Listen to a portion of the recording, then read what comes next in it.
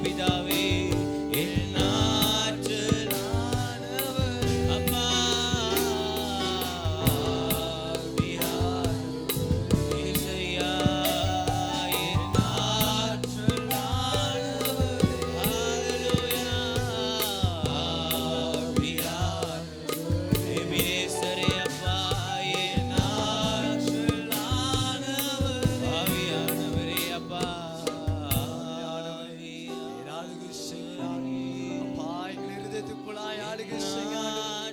நாங்கள் நல்ல ஆண்டவரே எங்களோடு இருந்திடே படுங்க ஆண்டவரே அப்பா உமக்கு நன்றி சொல்றோம் அப்பா நீ பரிசுத்த தேவன் நாங்கள் ஆராதிக்கிறது எங்களை பரிசுத்தப்படுத்துங்க ஆண்டவரே எங்களை ஒரு விஷயம் தகுதிப்படுத்துங்க ஆண்டவரே தகுதி இல்லாத எங்களை தகுதிப்படுத்துங்க ஆண்டவரே எங்களை இருதயத்தை சுத்தமுள்ளவர்கள் பாக்கியவான்கள் அவர்கள் தேவனை தரிசிப்பார்கள் என்று வேதம் சொல்கிறது அப்பா நாங்கள் சுத்தமுள்ளவர்களா எங்களை மாற்றுங்க ஆண்டவரே மீண்டுமாய் புதிதாக்கும் பரிசுத்தமே எங்களை புதிதாக்குகிறவரே மக்கள் ஆண்டவரே ஸ்தோத்திரம் ஹல்லேலூயா ஆவியானவரே உமக்கு நன்றி சொல்றோம் அப்படியே உனக்கு எங்கள் தேவனை பரிசுத்தரப்பா நீ நடத்துவீராக அப்பா உம்முடைய ரத்தத்தினால் ஒப்பு கொடுக்கிறோம் எங்கள் தேவனை ஆசீர்வதிங்க ஆண்டவர் நீர் ஆளுகை செய்யுங்க ஆண்டவரே மிகுதியாயிருக்கிற காலநிலைகள் ஆளுகை செய்யுங்க ஆண்டவரே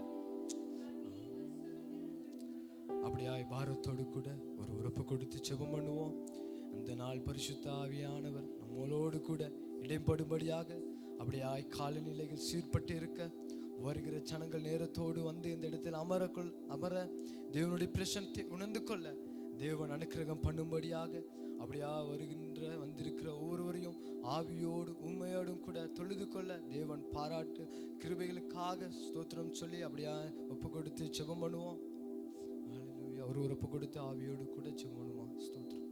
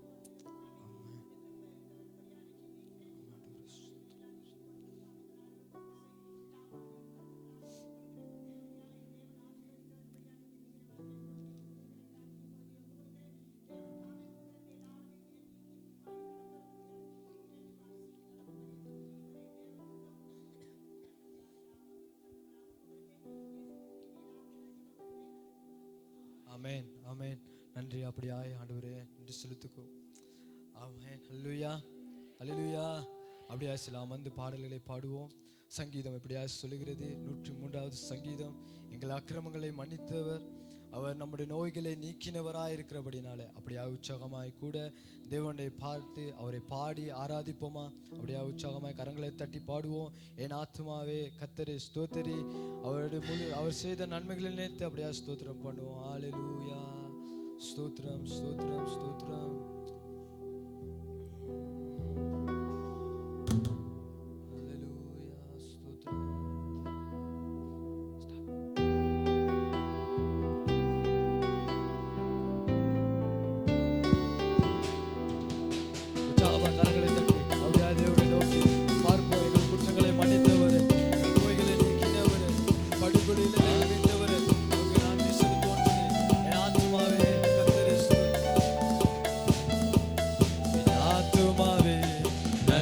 சொல்லு முழு உள்ளத்தோடு ஆத்துமாவே நன்றி சொல்லு முழு உள்ளத்தோடு கர்த்தர் செய்த நன்மைகளை ஒரு நாளும் மறவாதே கர்த்தர் செய்த நன்மைகளை ஒரு நாளும் மறவாதே ஆத்துமாவே நன்றி சொல்லு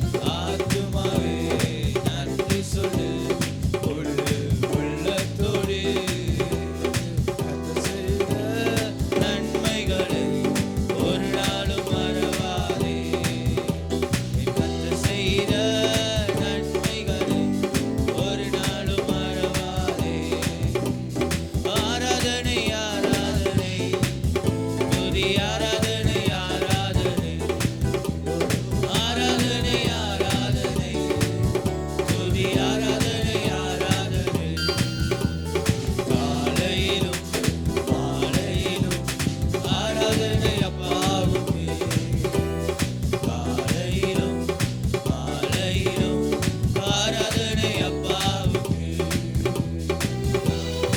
ஆராதனை துதி ஆராதனை ஆராதனை ஆராதனை ஆராதனை துதி ஆராதனை ஆராதனை ஜீவ தண்ணீரே உமக்கு ஆராதனை ஜீவ பலியே உமக்கு ஆராதனை ஜீவ தண்ணீரே உமக்கு ஆராதனை ஜீவ பலியே உமக்கு ஆராதனை வானபிதாவே உமக்கு ஆராதனை வழிகாட்டியே உமக்கு ஆராதனை வானபிதாவே உமக்கு ஆராதனை வழிகாட்டியே உமக்கு ஆராதனை ஆராதனை ஆராதனை துதி ஆராதனை ஆராதனை ஆராதனை ஆராதனை துதி ஆராதனை ஆராதனை காலையிலும் மாலையிலும்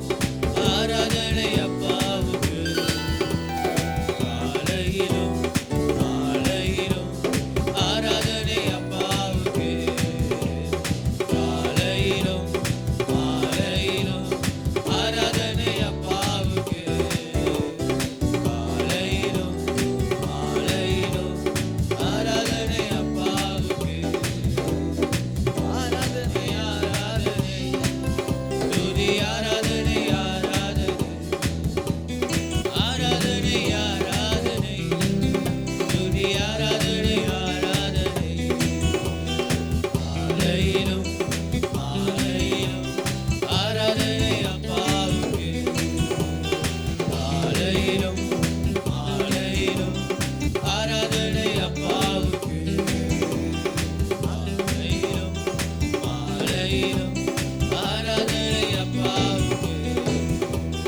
காலையிலும் மாலையிலும் ஆராதனை அப்பாவுக்கு அப்படியே ஆண்டவரை நோக்கி கரங்களை தட்டி நாமத்தை மகிமைப்படுத்து. ஆவியானவரே ஆலயத்துக்கு பிதாவே ஆராதிக்கிறோம் ஆண்டவரே. ஆராதனை ஸ்தோத்திரம் பிதாவே மக்கு ஸ்தோத்திரம் பரிசுத்தமானவரே மக்கு ஸ்தோத்திரம் கிருபை உள்ளவரே மக்கு ஸ்தோத்திரம் மகிமை உள்ளவரே மக்கு ஸ்தோத்திரம் எங்களை நடத்துகிறவரப்பா இன்னுமா எங்களோடு கூட இந்த வாழுகை செய்யுங்க ஆண்டவரே இன்னும் அதிகமாய் உம்மை ஸ்தோத்திரம் பண்ணுகிறோம் அப்பா உமக்கு நன்றி நன்றி ஆண்டவரே உமக்கு நன்றி செலுத்துகிறோம் எங்கள் தேவனே உமக்கு நன்றி எங்கள் தேவனே உமக்கு நன்றி ஸ்தோத்திரம் ஸ்தோத்திரம் ஸ்தோத்திரம் எங்கள் தேவனே உமக்கு ஸ்தோத்திரம் அப்படியே வாயில திறந்து ஆண்டவரை பார்த்து ஸ்தோத்திரம் பண்ணுவோமா அப்பா பிதாவே உமக்கு ஸ்தோத்திரம் தகப்பனே உமக்கு ஆராதனை தாங்குகிறவரே உமக்கு ஸ்தோத்திரம் அப்பா உமக்கு நன்றி செலுத்துகிறோம் நன்றி ஆண்டவரே ஹalleluya ஸ்தோத்திரம் நன்றி ஆண்டவரே உமக்கு ஸ்தோத்திரம் அவரை பார்த்து சொல்வோம் அப்பா நாங்கள் எங்கேயோ வாழ்ந்தோம் அப்பா ஏதோ ஒரு குப்பையில நாங்கள் இருந்தோம் அப்பா ஆனால் எங்கள் தேவன் எங்களை பயன்படுத்தி அப்பா யாருக்கு உதவாத ஒரு காகிதம் போல கசக்கப்பட்டு இருந்தோமே ஆனால் எங்கள் தேவன் எங்களை நீர்ந்தெடு இந்த நேரத்தில் எங்களோடு இருக்கு இந்த இடத்தில் நிறுத்தி வைத்தபடிக்காக உமக்கு நன்றி ஆண்டவரே அப்பா உமக்கு நன்றி என் நேசர் எங்களை தேடி வந்தவரே உமக்கு நன்றி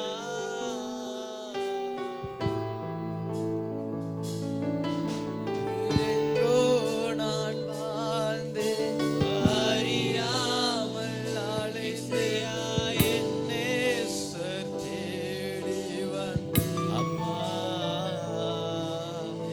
எங்கோ நான் வாழ்ந்தேன் அறியாமல் அழைத்தேன் என் நேசர்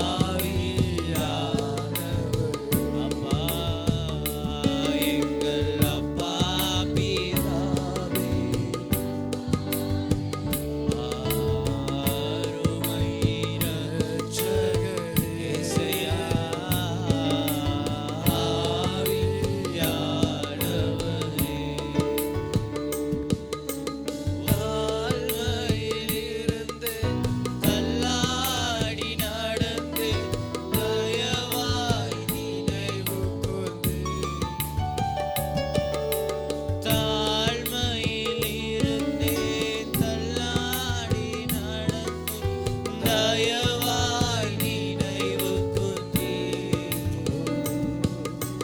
கலங்காதே என்று கண்ணீரை துடைத்து கழுவி அணைத்தீரே.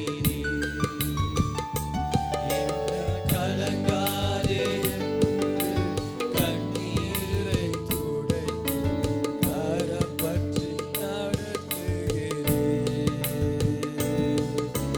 நன்றி உமக்கு நன்றி ஐயா நன்றி உமக்கு நன்றி எங்கள் அப்பா பிதாவே அன்பான தேவா அருமை இரட்சகரே ஆவியானவரே எங்கள் அப்பா பிதாவே அன்பான தேவா அருமை இரட்சகரே இயேசுவே ஆவியானவரே உளையான சேற்றில் வாழ்ந்த என்னை தூக்கி எடுத்தீரே. உளையான சேற்றில் வாழ்ந்த என்னை தூக்கி எடுத்தீர். அப்பா கல்வாரி ரத்தம் எனக்காக சிந்தி கழுவி அணைத்தீரே. கல்வாரி ரத்தம் எனக்காக சிந்தி கழுவி அணைத்தீரே. நன்றி உமக்கு நன்றி ஐயா நன்றி உமக்கு நன்றி அப்பா பிதா அன்பான தேவா அருமை இரட்சகர் இயேசுவே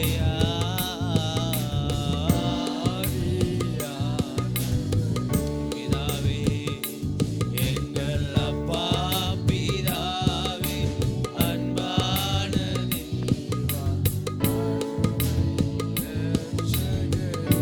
அப்பா ஆவியா சொல்லுவான் எங்கள் அப்பா பிதாவே அன்பான இயேசுவே அருமை இரட்சகர் ஆவியானவரே அப்பா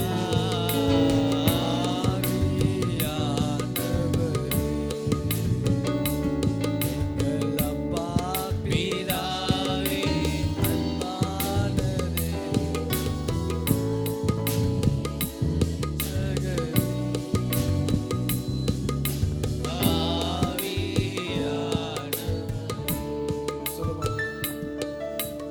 எங்கோ நான் வாழ்ந்தேன் அறியாமல் அழைத்தேன் என் நேசர் தேடி வந்தேன்.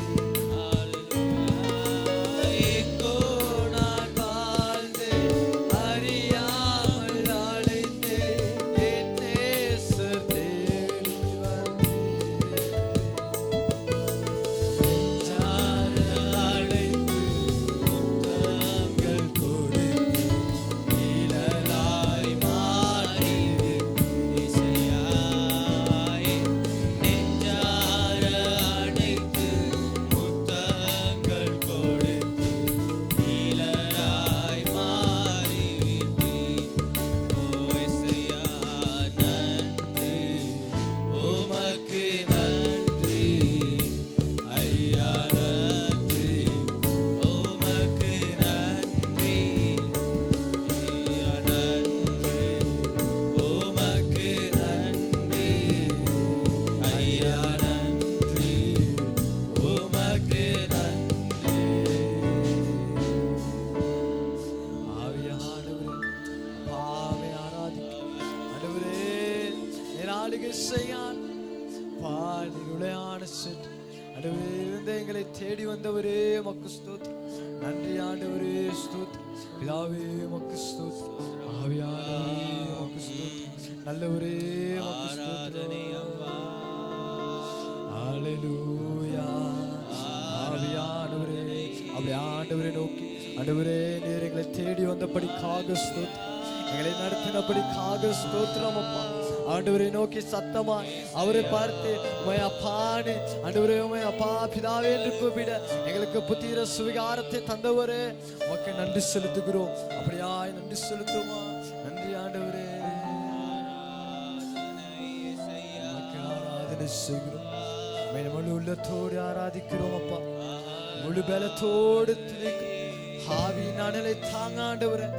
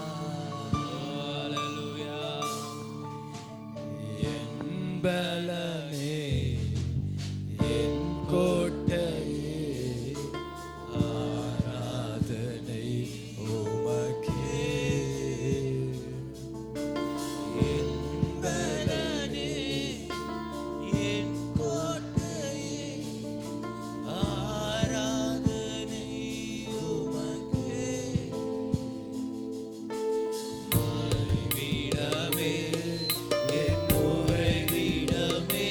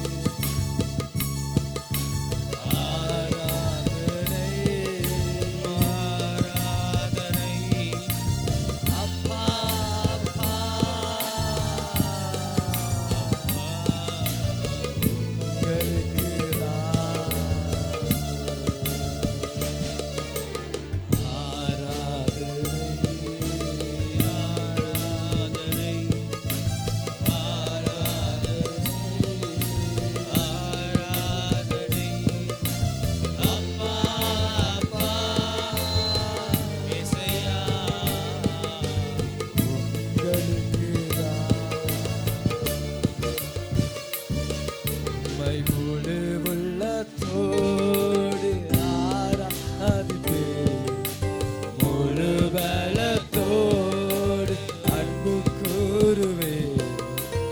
ஆராதனை ஆராதனை இசையா, ஆராதனை ஆராதனை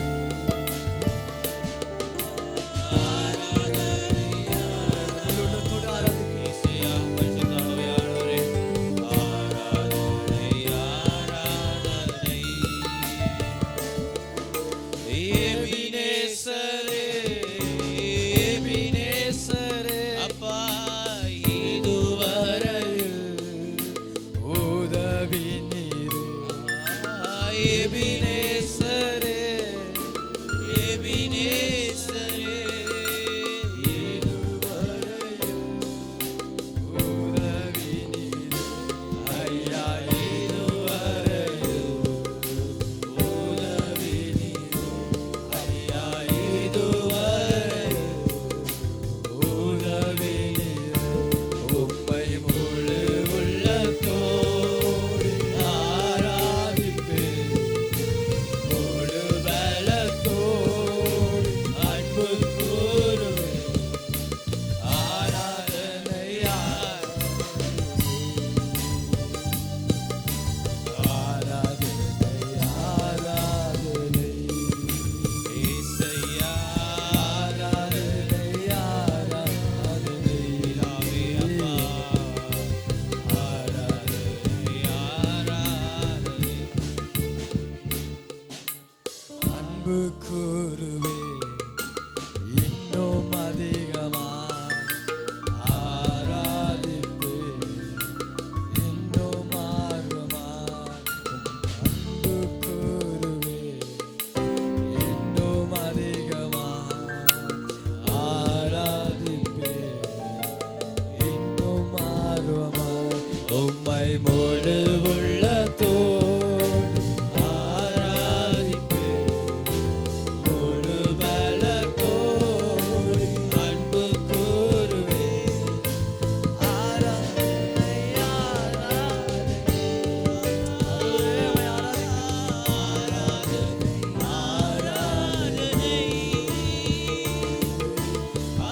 ஆராதனை ஆராதனை இசையா, ஆராதனை ஆராதனை ஆராதனை ஆராதனை. அப்பா பிதாவே, ஆராதனை ஆராதனை ஆராதனை ஆராதனை. முழு உள்ளத்தோடு ஆராதிக்கிறோம்.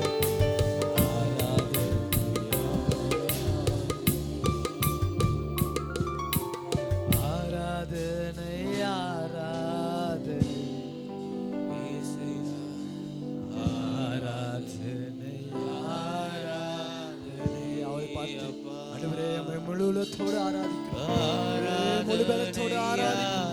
முழு விஷயங்கள் ஆராதனை ஏற்றுக்கொள்ளுங்க ஆண்டவரே. அப்பா ஆராதனை ஆராதனை. அப்படியா சொல்லுவான். உம்மை முழு உள்ளத்தோடு ஆராதிப்பேன்,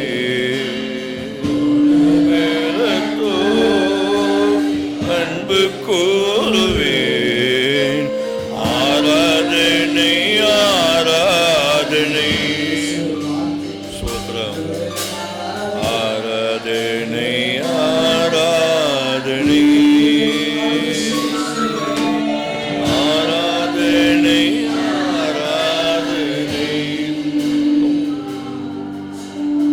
ஆராதனை ஆராதனை.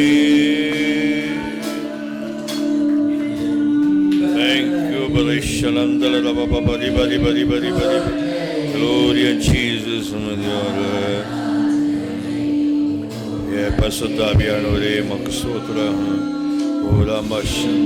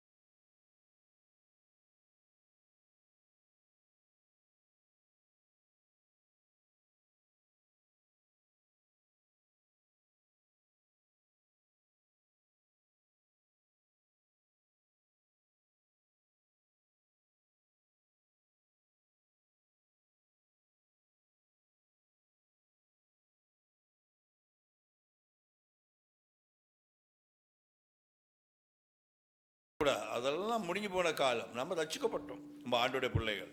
ஆமீன். அல்லேலூயா. சொல்றதுக்கு அல்லேலூயா சொல்லுங்க. அல்லேலூயா. நீங்கள் சபைக்கு வர்றீங்களோ அல்ல, அதை பற்றி நான் ஒன்றும் இல்லை. நீங்கள் ஆண்டவர்களை எப்படி இருக்கிறீங்க அதுதான் முக்கியம். அதுக்கு தான் சபை ஒன்று இருக்குது. ஒரு மண்டபம் இருக்குமானால் அந்த மண்டபத்துக்குள்ளே ஒரு சபை இருக்கும். அதே போல் தேவாலயம் இருக்குமானால் தேவாலயத்தில் ஒரு ஆராதனை சபை இருக்கும். சபை அதான் பேர் சபை. இப்போ இங்கே சபையாக கூடியிருக்கிறோம். இப்போ நீங்கள்லாம் போனோன்னா வெறும் ஆலயமாக ஆளாக தெரியும். இப்போ சபை கூடுதல் அதுக்கு தான் பைபிளில் சொல்லுது. சபை கூடுதலை மற்றவர்கள்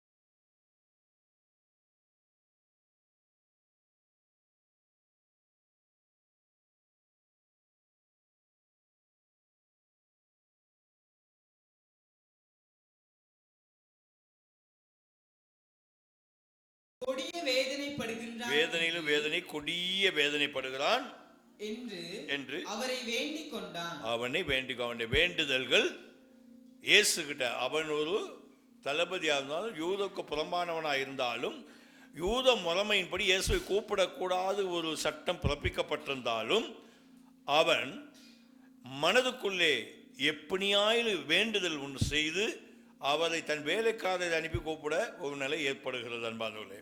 ஆனால் யூதவுக்கு அது தெரிஞ்சால் யூத கோத்திரங்கள் நியாயப்பிரமாணத்தின்படி பிழை என்று சொல்வார்கள். ஆனால் இந்த சட்டத்தின் பதி அவன் கூப்பிடக்கூடாது. ஆனால் அவன் என்ன செய்கிறான்? இயேசுவால முடியும் என்ற ஒரு விசுவாசம் அவனுக்குள்ளே ஆழமாக இருந்தது. அப்ப சொல்றான், என் வேலைக்கார 6ஆம் வசனம், ஆண்டவரே, என் வேலைக்காரன் வீட்டிலே திமிர்வாதமாய் கிடந்து கொடிய வேதனைப்படுகின்றான் என்று அவரை வேண்டிக் கொண்டான். திமிர்வாதம் என்பது பலவிதமான வியாதிகள். ஒன்று அவனுக்கு வலிப்பு ஃபிட்டான ஒரு வியாதிகளும், மற்றது ஜுரம் அதிகரித்தால் அந்த திமிர் வியாதி வந்துவிடும், மற்றது பாவம் அதிகரித்தாலும் திமிர் வியாதி வந்துவிடும். அது திமிர் என்று சொல்வது பிழையல்ல. ஆனால் திமிராக அவனுக்கு அந்த வீட்டுக்குள்ளே துடிக்கிறவனாக இருக்கிறான். இந்த நிலையிலே உண்மையை சொல்லுகிறார். என் வேலைக்காரன் காய்ச்சலாக இருக்கிறான்னு சொல்லலை, என் வீட்டில் பாவமாக இருக்கிறான்னு சொல்லலை. திமிர், ஆண்டவர் சரியான சொற்களை அவன் சொல்லலாம். திமிர்வாதக்காரனாய் கிடந்து கொடிய வேதனைப்படுகிறான். திமிர் என்கிற பாவ வியாதி கொடிய வேதனை தான். ஆனால் காய்ச்சல் என்பது ஒரு கொடிய காய்ச்சலும் அந்த அதிகமாகும் பொழுது உடம்புல திமிர் வந்துவிடும், ஃபிட் வந்துவிடும். இப்படியா அந்த வியாதிகள் தான். ஆனால் அவன் சொல்லி வேண்டிக் கொண்டான். வேண்டிக் கொண்டதுக்கு இயேசுவின் பதில் எப்படி இருந்தது வாசிப்போம். அதற்கு இயேசு நான் வந்து அவனை சுத்தமாக்குவேன் என்றார். நல்லா கவனிங்க, என்ன சொல்றாரு? நான் வந்து அவரை சுகமாக்குவேன். இப்ப இயேசுட வேலை, கேட்ட கைக்கு நான் வரலப்பா, நான் உன்ட்டு வீட்டுக்கு வருவேன், நான் வந்து சுகமாக்குவேன் அப்படிங்கும் பொழுது இவன் அவரை உள்ளே எடுத்துக்கொள்ள பிரியமில்லை. காரணம், யூதர்கள் பயங்கரமாய் இருக்கிற அந்த நிலையிலே இவன் இயேசு வீட்டுக்கு கூட்டி கொண்டு போனால் பெரிய சிக்கல் வந்துடும். பாருங்க, பயங்கரமான ஒரு மத பித்தன்க ஒரு கிறிஸ்தவரை கூட்டிக்கிட்டு போகும் பொழுது பயந்து தான் கூப்பிடுவாங்க. ஐயோ அவர் வந்தார் சொல்லி, அதை வாய்க்கு இஸ்லாமியர்கள் நடந்து ரொம்ப அப்படி இருப்பார்கள். ஆனால் ஒரு பயம் வந்துவிடும். இவர் எப்படி என் வீட்டுக்கு கூட்டிகிட்டு போகிறது, நம்மளை சேர்ந்தெல்லாம் திட்டுவார்களே ஏசுவார்களேன்னு அப்படி இருக்கும். ஆனால் இதை தான் அவன் அங்கே உணர்ந்து அவன் சொல்லுவான், 100க்கு அதிபதி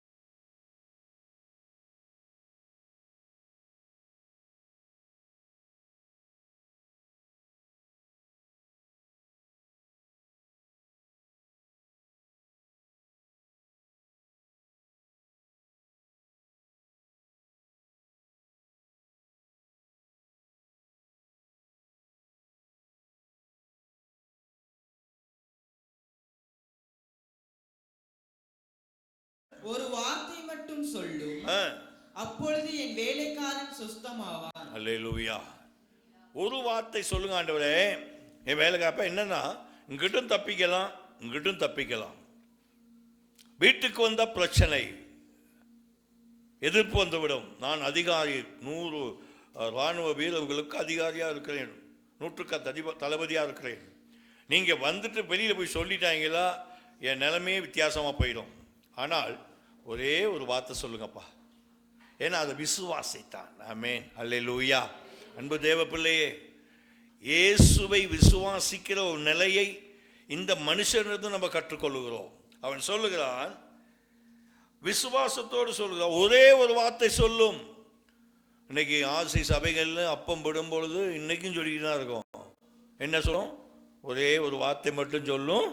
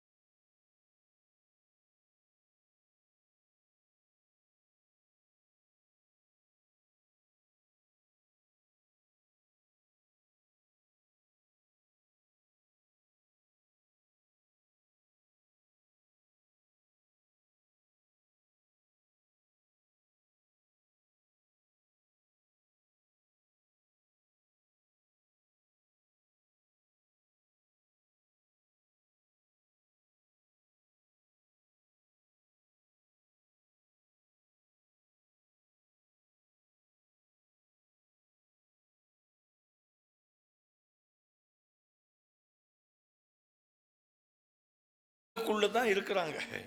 இவ்வளவு பெரிய விசுவாசம் இருக்காங்க, சபைக்குள்ள தான் இருக்கிறாங்க, சபையை சுற்றி தான் இருக்கிறாங்க, கிறிஸ்தவ குடும்பமாக தான் இருக்கிறாங்க, கிறிஸ்தவ கூட அருகாமையில் இருக்கிறாங்க. அவங்களுக்கு இருக்கிற விசுவாசம் எவ்வளவு பெரிய விசுவாசம்! நான் வந்தாலும் வராவிட்டாலும் வசனத்தை விசுவாசிக்கிற ஒரு கூட்டம்தான் பெண்டிகோஸ் சபையார். ஹல்லேலூயா. அல்ல நீங்கள் அங்கே பெந்தகோஸ் சபையார். நாங்கள் வேற பாரம்பரிய சபையார் அல்ல. பரலோகத்துக்கு போகும்பொழுது அவர் கரம் அசைத்து கூப்பிடும்போது அந்த கரத்தை காணக்கூடிய கூட்டம் தான் இந்த கூட்டம். அவர் கரம் அசைத்து கூப்பிடுவார் கடைசிக்கு நாளில். அப்போ அந்த கூட்டம் தான் பெந்தகோஸ் கூட்டம். அப்போ வார்த்தையில நம்ம பலப்பட வேணும். இப்போ இந்த இயேசுவை குறித்து நான் பார்க்க, வீடுகளில், அதாவது உன் வீட்டுக்கு நான் வர வேண்டும் என்று சொன்னார். அவர் சொன்னால் என் வீட்டுக்கு வர நீங்கள் தகுதி இல்லை அப்படின்னு. ஆனால் அந்த தகுதியை இந்த அற்புதத்தினூடாக செய்த உடனே அவன் என்ன ஆகியிருப்பான்? இஸ்ரவேலிலே அவனுக்கு பெரிய மனுஷனமாக இருக்க முடியும். அதேதான் கொர்நேலிய வாழ்க்கையில். கொர்நேலியும் அந்த 100க்கு அதிபதி. அவன் தன் வீட்டாரோடு சேர்ந்து ஒன்றாய் ஜெபம் பண்ணினதினால் தேவ பிரசன்னம் வீட்டுக்குள்ள வந்தது என்று பார்க்கிறோம். இங்கே ஆண்டவராகிய இயேசு வீடை தேடி போன நிலையை தான் உங்களுக்கு சொல்ல போறேன். இயேசு போன வீடுகள். நீங்க பிரசங்கம் பண்ணும்போது உங்க வீட்டுக்கு வந்திருக்காரான்னு கவனிச்சிருவீங்க. இப்போ இந்த வீட்டுக்கு உள்ளே எடுக்க கொஞ்சம் தாமதித்த பொழுதிலும் வார்த்தை உள்ளுக்கு எடுத்துலாம். வார்த்தை உள்ளுக்கு வந்தாலே இயேசு வீட்டுக்குள்ள வந்தது. விளங்கினவங்க அல்லேலூயா. ஞானம் இருக்குல்லையா நமக்கு? வார்த்தை வீட்டுக்குள்ள பைபிளை தூக்கிட்டு போனால, ஆனால் பைபிளை வாங்கினாலே எப்படியாவது படிக்க தூண்டும். இந்த வீட்டில் பைபிளை வச்சிருக்கிறவங்கலாம் காண்பீங்க. என்னென்ன பைபிள் வச்சுக்க? கோல்டு பைபிள் இருக்குதா, சில்வர் பைபிள் இருக்குதா, ரெட் பைபிள் இருக்குதா, ரெட் மார்க் பைபிள் இருக்குதா, அப்படி நம்ம நினச்சி பல பைபிள் இருக்குது அப்படிங்கிறத நம்ம சொல்லலாம். ஆனால் சத்தியம் உள்ளே இருக்கிறதா? இதான் இயேசு இந்த தாகத்தோடு, இந்த பாரத்தோடு இயேசு ராஜா ஒவ்வொரு வீடாக போனார். உங்கள் வீட்டுக்கும் வந்திருக்கிறாரா, அல்ல வருகிறாரா, அல்ல வருவாரா? வந்திருக்கிறார். நிகழ்காலம். இப்பொழுது என் வீட்டிலே இருக்கிறார், வந்திருக்கிறார். ஆமென். அல்லேலூயா. வருவாரா? வருவார் என்கிறது எதிர்காலம். வருவார், எப்போ ஒரு நாள் வருவார் அப்படின்னா இயேசு வருவாருங்கிறது உண்மை. எதிர்காலத்தை பார்த்து கொண்டிருக்கிறோம். ஆகவே இந்த வசனத்தை நீங்கள் கேட்கும் பொழுது என் வீட்டுக்கு இப்படி வருவாரா, வந்திருக்கிறாரா அப்படின்னு யோசிக்கணும். அதான் சத்தியம். வாசிப்போம். லூக்கா எழுதின சுவிசேஷம் 18ஆம் அதிகாரம். இங்கே இயேசுவை குறித்த மனிதன், அவன் ஐஸ்வர்யவானாக இருக்கிறான், பெரிய வசதி உள்ளவனாக தான் இருக்கிறான்.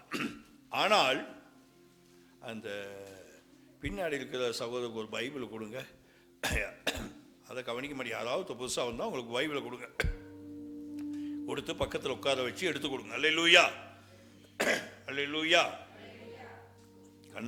கண்ணதாசன் தாகத்தோடு பைபிளை கொடுத்து, நான் இங்கே சொல்கிற வசனம் உள்ளே போய் விசுவாசத்தோடு பலப்படும். அல்லேலூயா, அல்லேலூயா. தூக்கம் வந்துச்சா அப்படி சொல்கிறீங்க? அல்லேலூயா, அல்லேலூயா. உட்கார்ந்து எடுங்க. அல்லேலூயா. இங்கே இந்த மனிதன் பேர் சகையு. அவன் பெரிய வரி வசூலிக்கிறவன், ஐஸ்வர்யவான், பணக்காரன், எல்லாவற்றிலும் உயர்ந்தவன். இவன் ஒரு நாள் இயேசுவை பார்க்க வேண்டும் என்று விரும்புகிறான். பார்க்க வேண்டும் என்று விரும்புகிறவன் எப்படி பார்க்கணுமா? இன்னைக்கு அநேகர் பார்க்க வேண்டும் என்று இயேசு வேணாம், எப்படியாவது திருட்டுத்தனமாக சரி பார்க்கணும், திருட்டுத்தனமாக சரி சபைக்கு போகணுங்கிற ஒரு நிலையும் வந்து விடலாம். ஆனால் இவன் பார்ப்பதற்கு ஒரு காட்டத்தி மரத்தில், இதான் சொன்ன கதை, பிரசங்கித்த கதைகள் மனதில் மறுபடியும் ஏவுகிறது. காட்டத்தி மரத்தில் ஏறி உட்காந்துக்கிட்டு, என்ன மரத்தில் உட்கார்ந்தான்? என்ன மரத்தில் உட்காந்து? எத்தனையோ மரங்கள் இருந்தது. காட்டத்தி மரம் வந்து தன்னை மறைத்து கொள்கிற மரம், கொலை நிறைந்த மரம். அது இப்போ இஸ்ரவேல் தேசத்துக்கு நாங்கள் போய் பார்க்கும்போது காட்டத்தி மரம் ஒரு பக்கம் இருக்கும், நல்ல அத்தி மரம் ஒரு பக்கம் இருக்கும். அந்த அத்தி மரத்துக்குள்ளே யார் போனாலும் பாம்பு இருந்தால் கூட தெரியாது, அப்படி அதை அடைத்து அந்த மனிதனே மரம். அதனால தான் அது மேலே ஏறினான். காட்டத்தி மரத்தில் உட்கார்ந்து கொண்டு இயேசுவை பார்க்க வாஞ்சிக்கிறான். ஆண்டவர் இயேசு தீர்க்கதரிசி, தெய்வம்.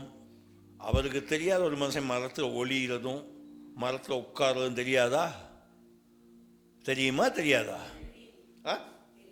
தெரியுங்கிறவங்களாம் இயேசுக்கு அவன் மரத்தில் உட்கார்ந்துருந்த தெரியுமா தெரியாதா? ஏன் எப்படி தெரியும்? பார்த்தாரா? உள்ளம். நீங்க எங்க உட்கார்ந்து இருக்கிறீங்கிறது, எங்க இருக்கிறீங்கிறது இயேசுக்கு தெரியுமா தெரியாதா?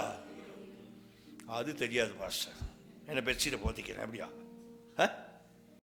நீங்களே சொல்லுறீங்க. சகையும் மரத்தில் உட்கார்ந்து இருந்ததை யாரும் காண முடியும். அவன் இன்னும் அவனுடைய கல்வி, அவனுடைய பணம், அவனுடைய பெருமையானது எண்ணி யார் பார்க்க போறா? அவ்வளோ ஜனக்கூடத்தில் உட்கார்ந்தோம். இதை தான் நம்ம விசுவாசிக்கணும். நம்முடைய எல்லா வசதிகள் இருந்த பொழுதிலும் நாம் பிழையான காரியங்களில் இருப்பதை யார் பார்ப்பது? அப்படிங்கிற நிலை ஒரே ஒன்று, இயேசு பார்க்கிறார். ஆமேன். அவர் இயேசு பார்க்கிறான்னு ஒரு அல்லேலூயா. இவன் மேலே உட்கார்ந்தான். இயேசு அவரை காண இங்கே வந்து இயேசு அந்த இடத்தில் வந்த வாசிப்போம் 5ஆம் வசனம். இயேசு அந்த இடத்தில் வந்தபோது அண்ணாந்து பார்த்து அவனை கண்டு, சகேயுவே, நீ சீக்கிரமாய் இறங்கி வா. சீக்கிரமாய் இறங்கி வா. கவனிங்க, சீக்கிரமாய் இறங்கி வா, இன்றைக்கு நான் உன் வீட்டிலே தங்க வேண்டும் என்றார். எங்க தங்கணுமா? யார் வீட்டில் தங்கணும்? இப்போ நீங்கள் தான் பைபிள் போன வீடை பற்றி தான் பேசுகிறேன். இப்போ இயேசு போன வீடுகள். அல்லேலூயா. யார் வீட்டில் தங்கணும்? இயேசு யார் வீட்டில் தங்கணும்? உங்கள் வீட்டில் சொல்ல மாட்டீங்களோ? உங்கள் வீட்டில் சொல்ல மாட்டீங்களோ? யார் வீட்டில் தங்கணும்? சத்தமா அதான் தாகம். யார் வீட்டில் தங்கணுமா? என் வீட்டில். அல்லேலூயா. இயேசு யார் வீட்டில் தங்கணும்? நான் மறைமுகமா பார்க்கிறேன். யார் என்னை பார்க்க மாட்டாள் என்ற எண்ணத்தில் இருக்கிறேன். இயேசுவே என்னை கண்டுட்டார். அப்ப என்ன நடக்குது அங்க? அவர் கண்ட உடனே கொடுத்த வார்த்தை, சகையுவே சீக்கிரமாய் வா, இறங்கி வா. வாசிங்க அந்த மறுபடியும், சீக்கிரமாய். சகையுவே நீ சீக்கிரமாய் இறங்கி வா, சீக்கிரமாய் இறங்கி வா அப்படிங்கிற வார்த்தை கொஞ்சம் கவனிங்களே. உன்னை மறைமுகமாய் நீ என்னை மறைஞ்சு ஒளிஞ்சு கொண்டாய். உன்னை நான் கண்டுபிடிச்சேன். நான் தீர்க்கதரிசி, ஆவியான பரிசுத்த ஆவியாவுக்குள்ளே. இயேசு இறங்கி வா அப்படின்னு சும்மா மன இறங்கி வானா, சரி நீங்கள் அங்கிட்டு போங்க நான் இறங்கி வாரேன், நீங்கள் எங்கிட்டு போங்க நான் இறங்கி வாரேன்னு சொல்லலாம். தன்னுடைய அந்த பெருமைகள் வெளிப்பட்டுமையும் நம்ம எதுவும் சொல்லிடுவாங்களே, அதனால அப்படி அல்ல, நான் போங்க நீங்கள் போங்க இறங்கி வாரேன் அப்படின்னு சொல்லி யாரும் அவர் நீ இறங்க சொல்கிறது கூட கேட்டு போடலாம். இன்னைக்கு நம்மக்கிட்ட இந்த இந்த நிலை இருக்கிறது. நல்லா கவனிங்க விசுவாசிகள். ஆண்டவர் நீங்கள் ஒளிந்திருக்கிற கொலை மறைவிலே கண்டுக்கிட்டு, காட்டத்தி மரத்து ஓரத்தில் ஒளிந்திருக்கிற கண்டுக்கிட்டு, கண்டுபிடிச்சிட்டு, மகளே, வாலிப தம்பி, சகோதரா, சீக்கிரமாக இறங்கு, நான் உன் வீட்டுக்கு வரணும். ஆமேன். அல்லேலூயா. உன் தப்பான புத்தியிலிருந்து இறங்கு, உன் பெருமையிலிருந்து இறங்கு, உன் அதிகாரம், உன் சுயத்திலிருந்து இறங்கு. விளங்கணும். அல்லேலூயா. எதுல நம்ம இறங்கணுமா? எங்களுடைய சுய புத்தியிலிருந்து இறங்கணும். தாழ்மை, பெருமையை விட்டு தாழ்மைக்கு வா. அவன் சீக்கிரமா, ஏன்னா அவனுக்குள்ள இருந்த பெருமை கொஞ்சம் நெஞ்சம் அல்ல. தான் பெரிய ஐஸ்வர்யவான், வரி வசூலிக்கிறவன். அவனை யாரும் இப்படி சொல்லலா இறங்க அப்படின்னா அவன் ஆள் வச்சு அடிச்சு விடுவான். ஆனா அதல்ல, இயேசு அங்க போன இயேசுவை புரிந்து கொண்டான். ஒன்று புரிந்து கொண்டான். ஒன்று அவனுக்குள்ள விசுவாசம். என்ன? சகையுவே. இந்த பேர் எப்படி இயேசுவுக்கு தெரியும்? ஏற்கனவே கேள்விப்பட்டாரா? இல்ல. சகையுவே இறங்கி வா, சீக்கிரமா. என் பேரை சொன்னது யாரியா? நான் ஒளிஞ்சிருக்கிறேன், பேரை சொன்னது யார் என்று அவனுக்குள்ள திக்குமுக்கள் ஆடி இருக்கும். நம்மளையும் அப்படிதான். நீ எந்த மறைமுகமான பாவத்துக்கு போறியோ, எந்த பிழையான காலத்துக்கு நீ உன்னை அந்த கீழ்ப்படியாமல் இருக்கிறியோ, பேரை சொல்லி அழைத்தவர் தான் இயேசு. அதை அழைத்து உன்னை ரட்சித்து முழுக்க ஞானஸ்தானம் கொடுத்து சபையிலே உட்கார வைத்தவரும் அதே இயேசு தான். அல்லேலூயா, அல்லேலூயா. பேர் சொல்லி அழைத்தவர், பேரை சொல்லி பாவம் செய்யும் பொழுது கூட, மறைந்திருக்கும் பொழுது கூட, வா வெளியே, சீக்கிரமா இறங்கு, இதுக்கு மேல டைம் கிடையாது, நீ எங்கேயோ போற, உனக்கு ஆபத்து வந்துருச்சு, இறங்கி வா. அல்லேலூயா. உனக்கு போராட்டம் வந்துருச்சு, நீ எதையோ சிக்க போற, எதையோ மாட்டிக்க போற, இறங்கு அத்தி மரத்தை விட்டு. வாலிப தம்பி தங்கச்சி, முதியோரிய குடும்பமே, இன்னமும் நீர் இந்த பாவமான காரியத்தில் இருப்பாயானால், கீழ்ப்படியாமல் இருப்பாயானால், அத்தி மரத்தில் மறைந்திருப்பாயானால் இறங்கி வா. இன்றைக்கு உன் வீட்டில் தங்குவதற்கு இயேசு வருகிறார். அல்லேலூயா, அல்லேலூயா. இன்றைக்கு எங்கே வர்றாரு? நீங்கள் சொல்லுங்க, இப்போ எங்கே வர்றாரு? நான் இறங்கினா தானே வருவார், இல்லாட்டி வரமாட்டார். அப்படி என்ன நினைக்கிறீங்க? நான் இறங்கி வருகிறேன். குதிக்க வேணாம், இறங்கி வா. இன்னைக்கு குதிச்ச கூட்டம்லாம் பார்த்துட்டோம், பல்லுவாய் உடஞ்சி, அது கீழ்படியாத கூட்டம். இறங்கி வாப்பா அப்படின்னு கூப்பிட்ட பொழுது அவன் எப்படி இறங்கினான், இதான் முக்கியம். மேலேருந்து குதிச்சிருக்கலாம், எப்படி இறங்கின வாசிங்க. 6. அவன் சீக்கிரமாய் இறங்கி, சீக்கிரமாய் எத்தனை காரியங்களை அவன் மறைந்திருந்தானோ, எப்படி இருந்தானோ, எத்தனை கொலையை பிடிச்சிக்கிட்டு இருந்தானோ அதெல்லாம் அவனுக்கு தேவைப்படாது. சந்தோஷத்தோட அவரை அழைத்து கொண்டு போனான். அவனுக்குள்ள வந்த சந்தோஷம், சீக்கிரமா இறங்கினான். பாந்தவர்களே, இன்றைக்கு ஒரு பிரசங்கத்தை கேட்கும் பொழுது, தேவனுடைய வார்த்தை கேட்கும் பொழுது, எந்த புடியில் இருக்கிறோமோ அந்த அதுலேருந்து சீக்கிரமா விலகு. ஒப்பு கொடுக்குறோமா? ஹல்லேலூயா. சீக்கிரமாய் விலகணும். நம்முடைய பேச்சில், நம்முடைய செய்கையில், நம்முடைய பாவத்தில், நம்முடைய கீழ்ப்படியாமையில், நம்மளுடைய ஆண்டவருக்கென்று செயல்படக்கூடிய காரியங்கள் செய்யாமையில் இறங்கி வருகிறேன். அல்லேலூயா. இது நீங்கள் அறிக்கை செய்ய வரையில் நம்ம குடும்பத்தில் ஓயாத துன்பம். இன்னைக்கு ஓயாத துன்பத்தை பற்றி தான் பேசுறதுக்கு நான் ஆயத்தப்படுத்திக்கிட்டேன். காலைல எலும்பணும்னு வேற வார்த்தையை போடுறாரு. நான் அவங்க வீட்டுக்கு இன்னைக்கு போகணும், நீ பேசு. அல்லேலூயா. அப்படி தான் ஆவியான நிலை. நான் எனக்குள்ள பிரசனத்தில் நான் உணர்வது தான் பாந்தவர்களே.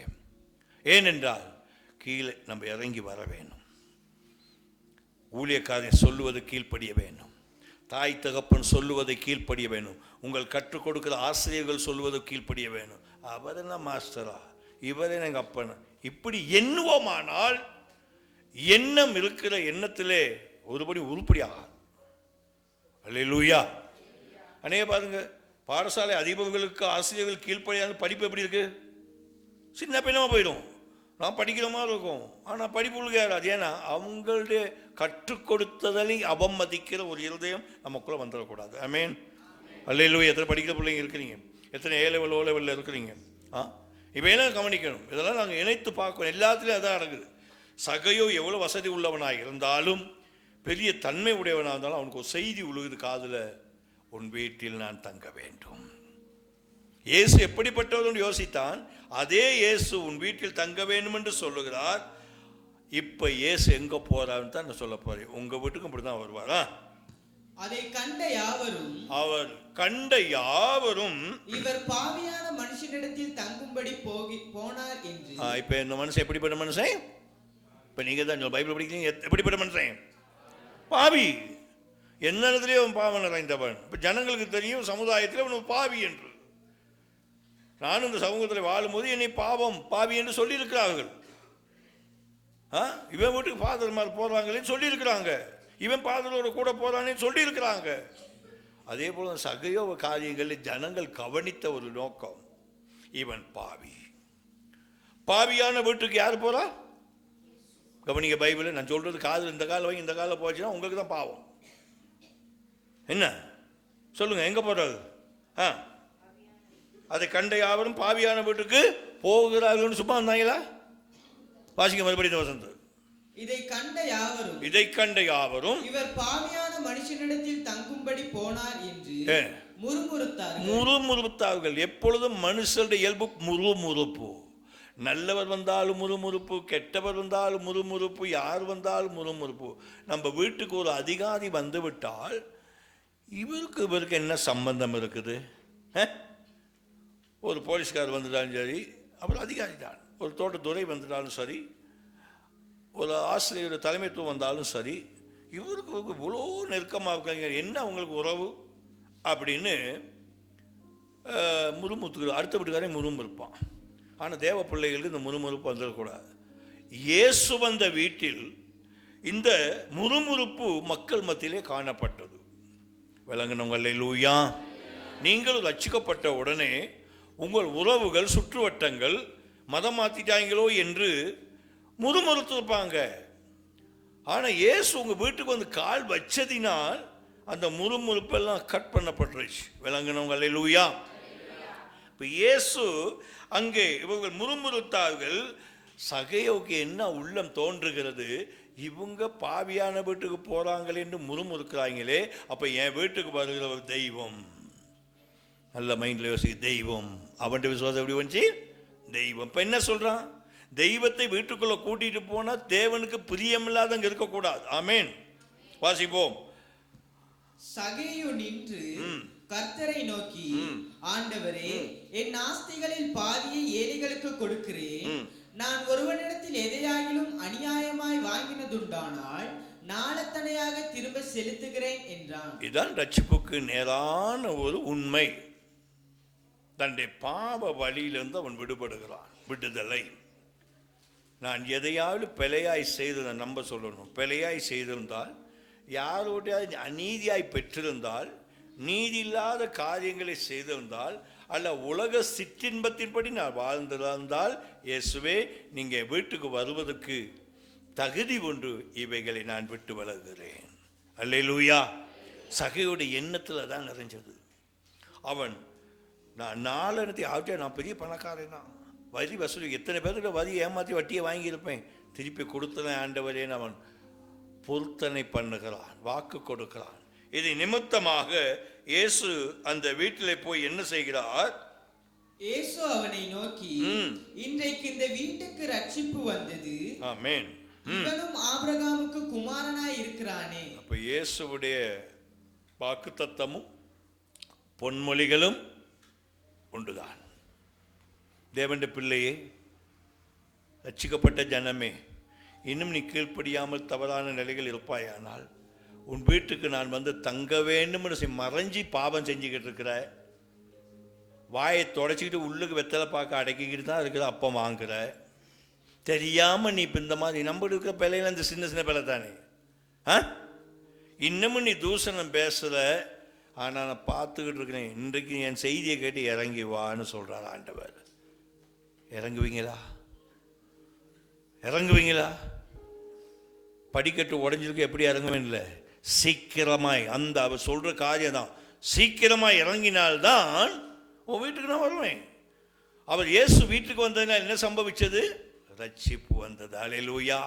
அந்த வீட்டில் இருந்த அநியாயங்கள், அக்கிரமங்கள், காய்மக்காரங்கள், பொறாமை, எரிச்சல்கள், முறுமுறுப்பு அத்தனையும் வெளியே போயிடுச்சு. அல்லேலூயா. நமக்குள்ள அது வருமா? நம்ம வீட்டுக்குள்ளே இயேசு வந்தா இந்த சம்பவம் நடக்கணும். உங்க வீட்டுக்கு ரட்சிப்பு வேண்டும். இன்றைக்கு தான் அந்த சத்தியத்தை கேட்டுக்கொண்டிருக்கிறீர்களா?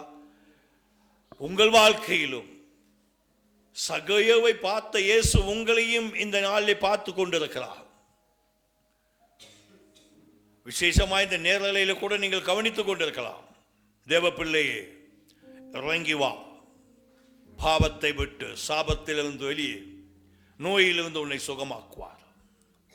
சகேயு இறங்கினார். நான் வீட்டுக்கு ஆண்டவர் போனார், வீட்டுக்கு வரவேற்றான். உங்கள் வீட்டுக்கு நீங்கள் வரவேற்கும். நீங்க இறங்கினா தான் உங்க வீட்டுக்கு வரவேற்பும் பொழுது அவர் வருவார். அல்லேலூயா, அல்லேலூயா. பக்தன் பாடுகிறான், இயேசு வந்த வீட்டில் ரட்சிப்பு. இரண்டாவது எந்த வீட்டுக்கு போனார்? வாசிப்போம். மார்க்கு சுவிசேஷம் முதல் வீடு சகேயு வீட்டில் ரட்சிப்புக்காக அவன் விடுதலை பெற்றவனாக அங்கே பார்க்கிறான். 1ஆம் அதிகாரம் 29 30 நாங்கள் வாசிக்க போகிறோம். 28 வாசிங்க. அது முதல் அவருடைய கீர்த்தி கலிலேயா நாடெங்கும் பிரசித்தமாயிற்று.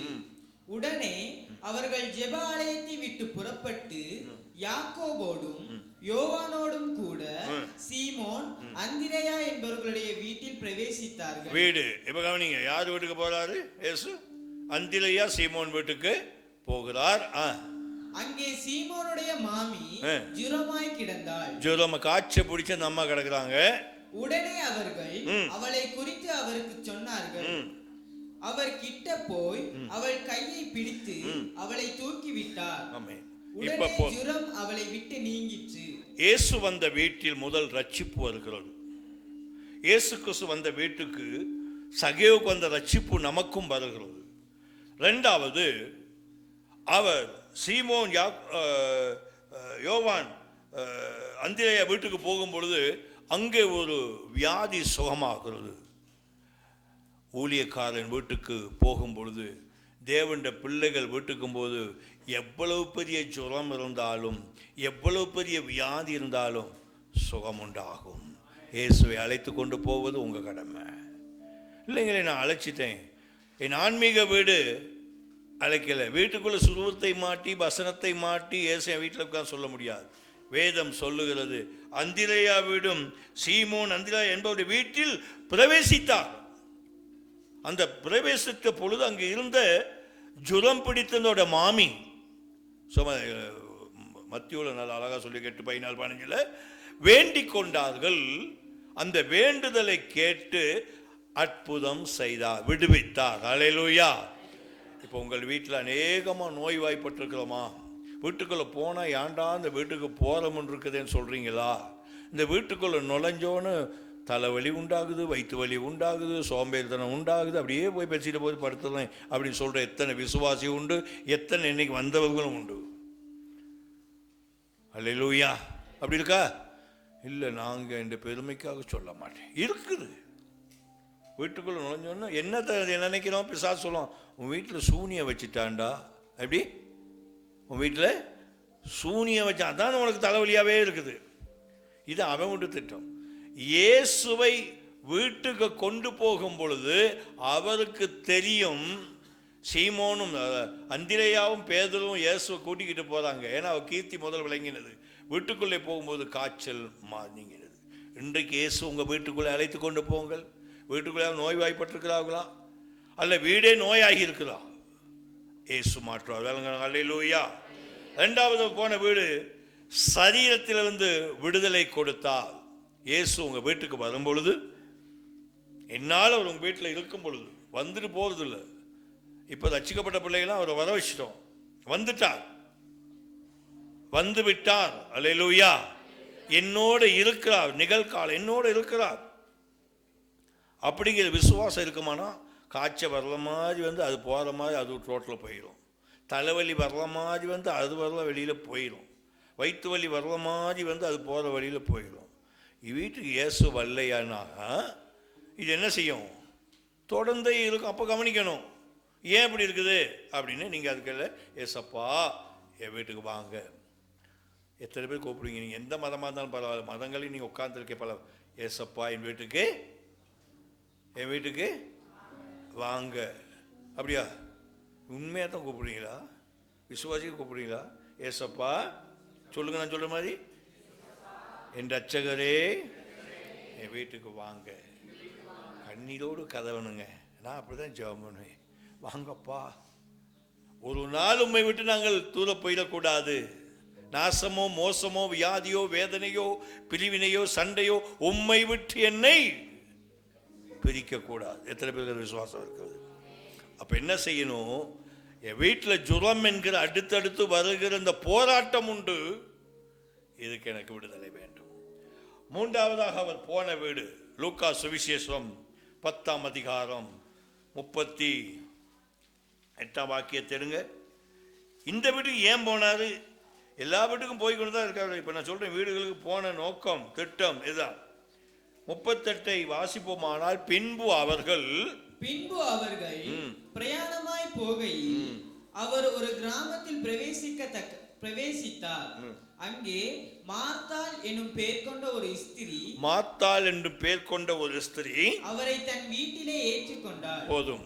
இப்ப இயேசு வழியிலே போகும் பொழுது, அந்த ஏரியாவில் பெத்தானியா வழியிலே போகும் பொழுது, என் வீட்டுக்கு வாங்க ஆண்டவரேன்னு கூப்பிட்டார். இப்ப மார்த்தாள் யார்? ரட்சிக்கப்பட்ட மகள். கூப்பிடுறாங்க. இன்னைக்கு நம்மளதான் ஆண்டவரை மற்ற வீட்டில் ஒரு ஜெபம் நடந்தாலும் நாங்கள் நம்ம வீட்டுக்கும் கூப்பிடலாம். நம்ம வீட்டுக்கு அவர் வர வேண்டும். கூப்பிட்டார். எங்கே போகிறாரு? பெத்தானியா, வாங்க எங்கள் வீட்டுக்கு இயேசுவே அப்படின்னு. ரட்சிக்கப்பட்ட அந்த இருதயம், எப்பேற்பட்ட விசுவாச பிள்ளைகளும் ரட்சிக்கப்பட்ட இருதயம் இயேசுவை கூப்பிட்டு கொண்டே இருக்கும். அல்லேலூயா, அல்லேலூயா. ஜெபமாலை உருட்டுவதிலே கூப்பிடுவது அல்ல, பிரார்த்தனை சொல்லுவதிலே கூப்பிடுவது அல்ல, உண்மையாய் கூப்பிடணும். அல்லேலூயா.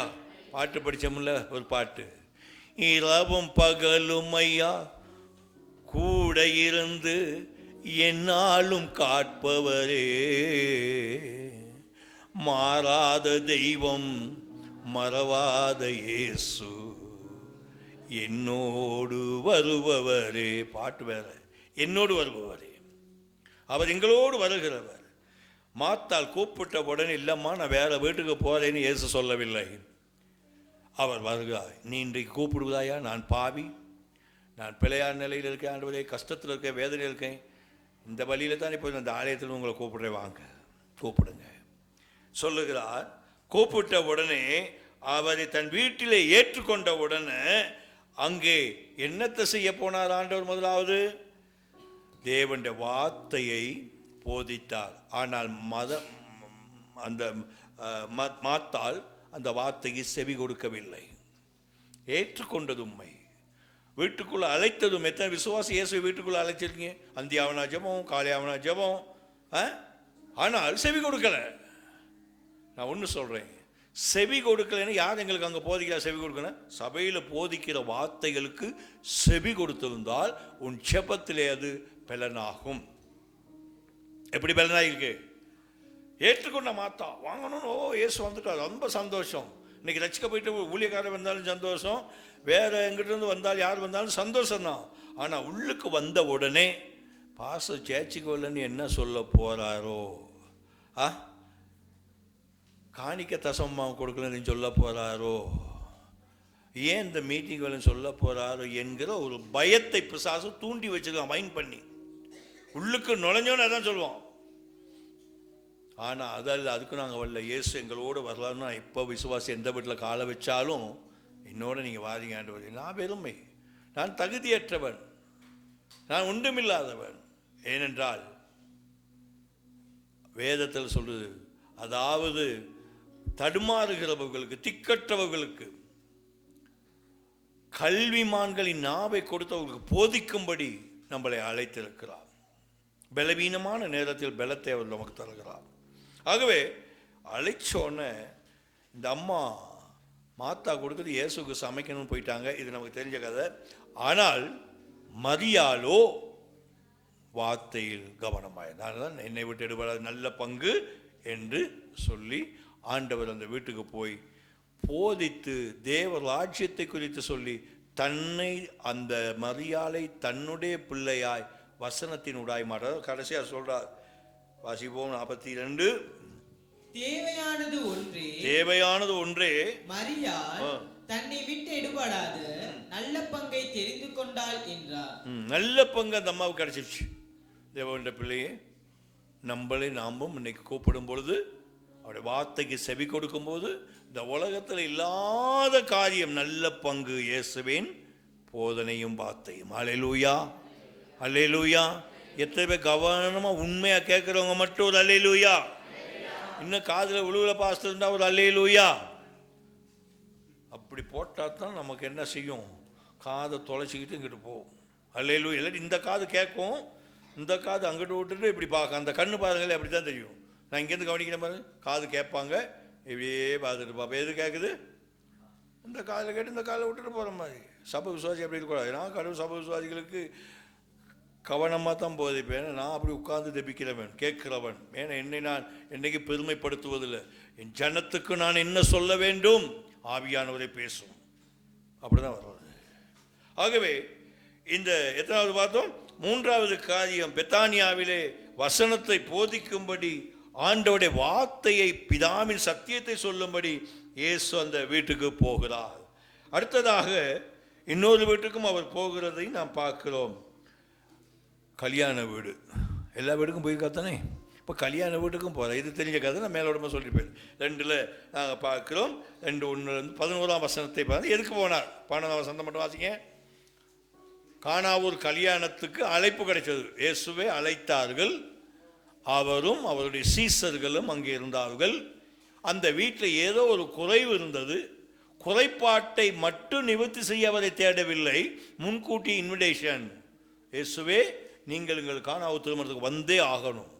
எப்படி கூப்பிட்டாங்க? இப்போ நம்ம ஒவ்வொருவரும் அதான் சொல்கிறோமா? கல்யாணம் வந்து 1 மாதத்துக்கு முன்னாடி எல்லாம் அறியாகும். கல்யாணத்தனைக்கு இயேசு வரலாற வந்தாரோ வரலையோ, சீக்கிரம் வந்து சாப்பாடு நல்லா இருக்கா, பாஸ்டர் வந்துட்டாங்களா, ஆராதனை எப்படிக்கு மொய் கொடுப்பாங்க, இப்படி எல்லாம் சிந்த போய் இயேசு மறந்துடுவாங்க. எத்தனை கல்யாண வீட்டில் மறக்கிறது? நம்ம கல்யாண வீடாக இருந்தாலும், சடங்கு வீடாக இருந்தாலும், பிறந்த நாள் வீடாக இருந்தாலும், யாருக்கு முதல் இன்விடேஷன்? நீங்கள் தான் சொல்லுங்க. யாருக்கு? இயேசுக்கு. ஏன்னா இயேசு உயிரோடு இருக்கிறார், அதனால கூப்பிட்டா வருவார். புரிஞ்சுச்சா?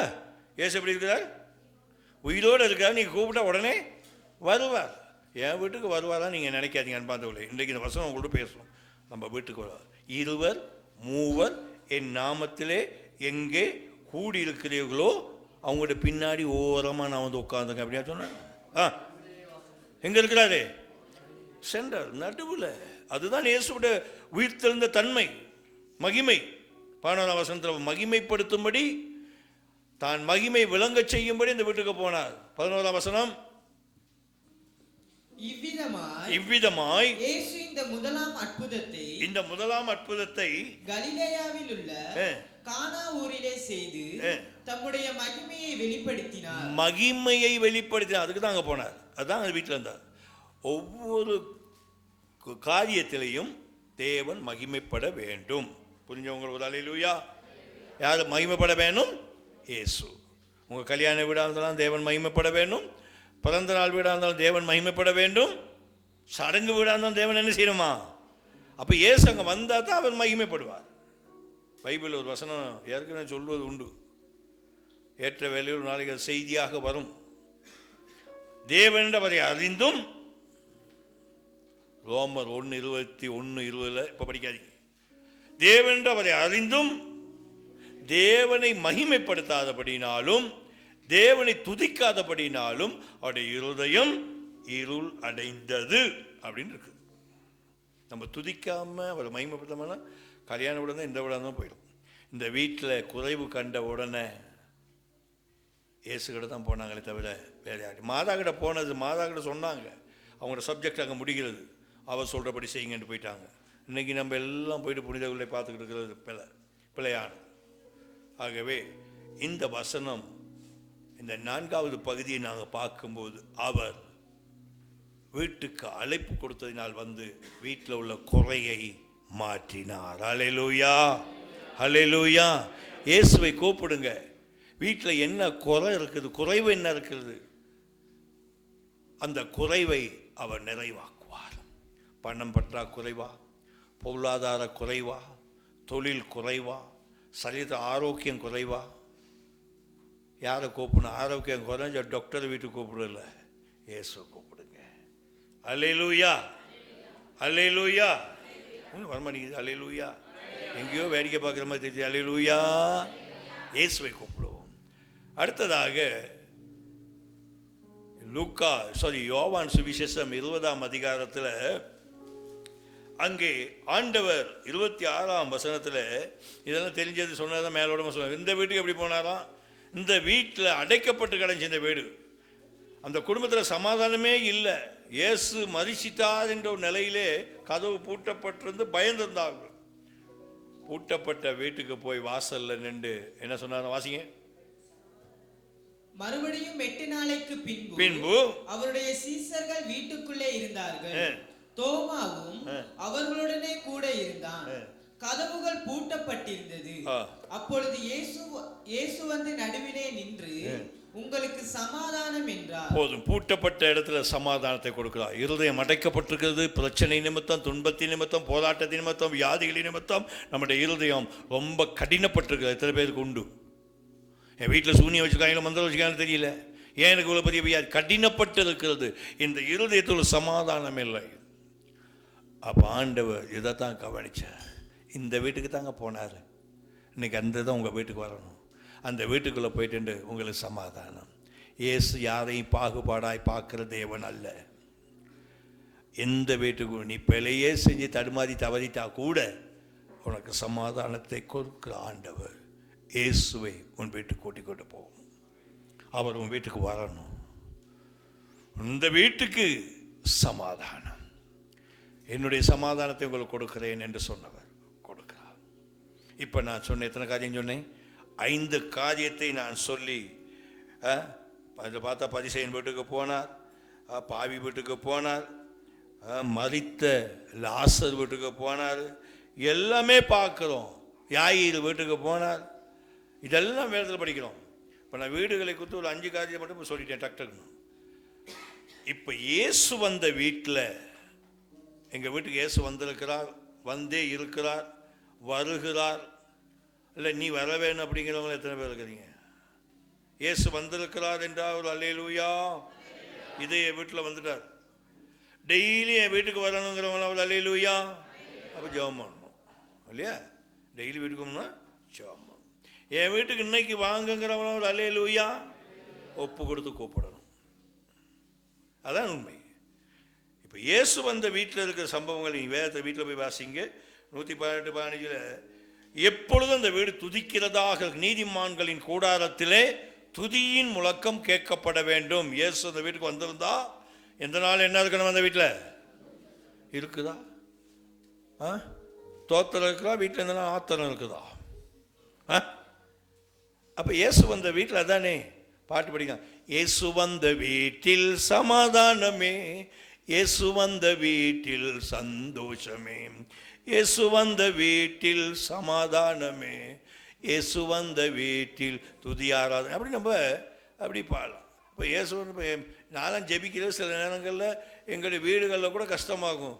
இவனை தூங்க விடாமல் சத்தமாக ஜெபம் பண்ணிட்டு உட்காந்துக்கான்னு. அதல்ல எனக்கு, அது யாரையும் நான் இயேசு வந்துட்டாரேங்கிறத சந்தோஷம். என் ஜெப வேலையை ஆரம்பித்த உடனே இயேசு வந்திருக்க என் உடம்பு மேலெல்லாம் புல்லரிச்சு ஒரு ஆவியின் அனலை காண்பிக்கும். ஏன்னா ஆண்டவர் அதுக்காகத்தான் ஜெபிக்கிறது. அந்த மாதிரி தான் நம்ம வீடுகள் இருக்கணும். இயேசு வந்த வீட்டில் என்ன இருக்கணுமா? எப்பொழுதும், வாரத்துக்கு ஒரு கால, எப்பொழுதும்.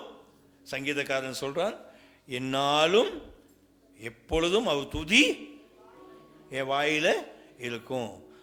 இல்லை என்னாலும் வாரத்துக்கு ஒருக்கா ஞாயிற்றுக்கிழமை துதிப்பேன் அப்படின்னு இல்லை. எந்த நாளும் துதிங்க. வேலைக்கு போனாலும் துதிங்க, படிக்க போனாலும் துதிங்க, உள்ளம் துதிச்சுக்கிட்டே பாடம் எழுதலாம், துதிச்சுக்கிட்டே வேலை செய்யலாம், துதிச்சுக்கிட்டே கொழுந்துக்கெல்லாம். இதெல்லாம் ஆண்டவரை துதிச்சுக்கிட்டு மகிமைப்படுத்தி கொண்டு செயல்படுவது. அடுத்து பாருங்க, சொல்றார், தேவன் வந்த வீட்டில் தேவனுடைய வசனம் இருக்க வேணும். உபாகம புஸ்தகத்தில் 6:9 வீட்டில் போய் படிங்க. தேவ வசனம் இருக்க வேணுமா? வெறும் உருவங்கள் அல்ல. அந்தோனியா சிலை, மாதா சிலை, அந்த சிலை, இந்த சிலையை வச்சுக்கிட்டு காலையில் இருந்துச்சோன்னு அதுக்கு மூஞ்சியில் முழித்து அப்படி நிற்பீங்க நீங்களும். ஏன்னா அது புனிதர்களாக இருந்த பொழுதும் பரலோகத்தில் இருக்கிறாங்க, இங்கே வீட்டில் கிடையாது. அப்போ வசனம் இல்லாத வீடு எப்போ பார்த்தாலும் வசனமாகவே இருக்கும். யோசனை, சிந்தனை எல்லாம் உங்களை சேதப்படுத்திக்கிட்டே இருக்கும்.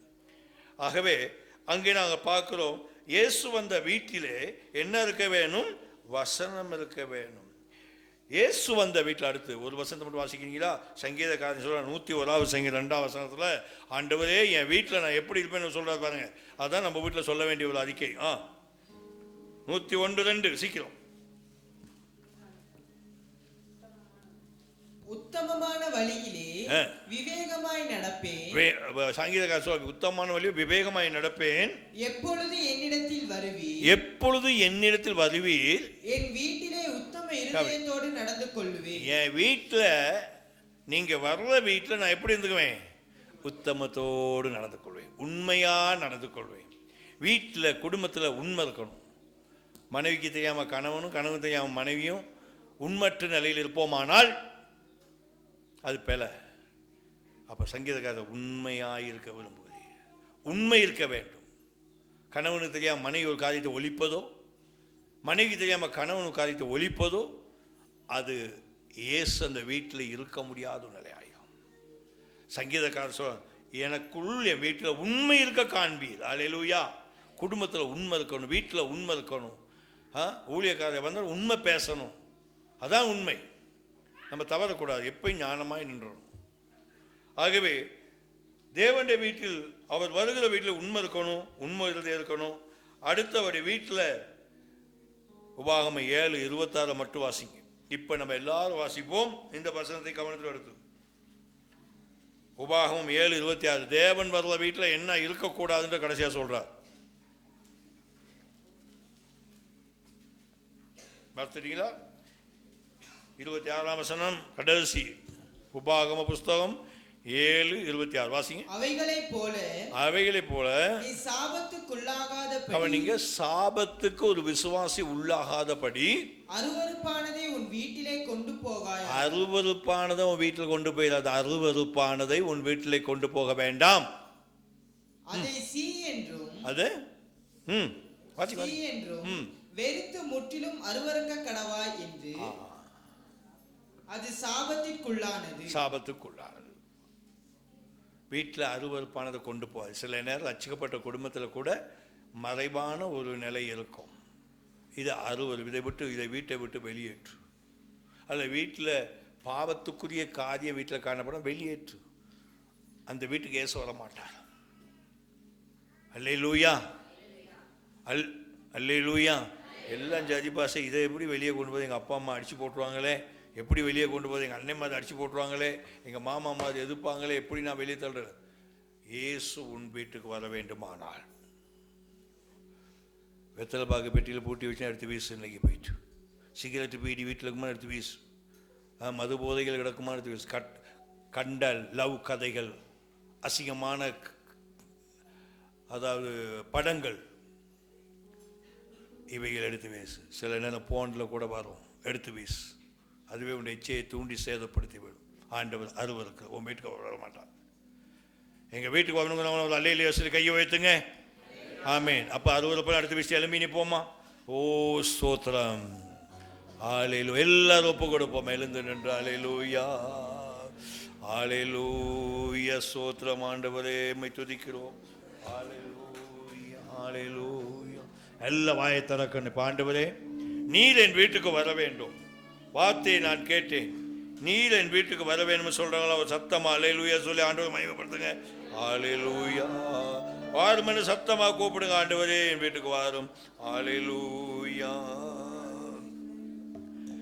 எங்க குடும்பமா உங்களை நேசிக்கிற ஆண்டவரே, எங்க வீட்டுக்கு வாங்க. சில நேரங்கள்ல வந்த இயேசுவை மறுபடியும் கூப்பிடாம ரட்சிக்கப்பட்டனை கூப்பிட்டது தான். போராட்ட பிரச்சனை வரும்போது மந்திரவாதியை தேடுறேன், பல மனுஷர்களை தேடி தேடி நான் பார்க்குறேன். இல்லை ஆண்டவரே, இன்றைக்கு நீ பேசினீர். சக்கையோ வீட்டுக்கு போன நிலைமையையும், பேதுரு சகைய வீட்டுக்கு போனதையும், பெத்தானியாவுக்கு போனதையும் ஆண்டவரே நான் இப்பொழுது கேட்டேன்.